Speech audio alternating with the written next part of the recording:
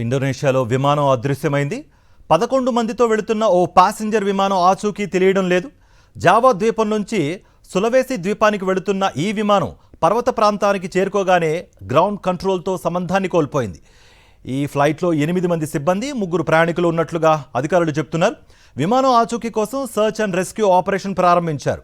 ప్రయాణికులు సజీవంగా ఉన్నారా లేదా మృతి చెందారా అన్నది ఇంకా ధృవీకరించలేదు. గల్లంతైన టర్బోప్రాప్ ATR 42-500 విమానం ఇండోనేషియా ఎయిర్ ట్రాన్స్పోర్ట్కు చెందింది.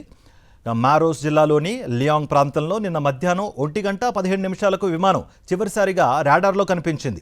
ల్యాండింగ్కు ముందు అప్రోచ్ అలైన్మెంట్ను సరిచేయాలని ఎయిర్ ట్రాఫిక్ కంట్రోల్ ఆదేశించింది. కొద్దిసేపటికే రేడియో కాంటాక్ట్ తెగిపోయింది.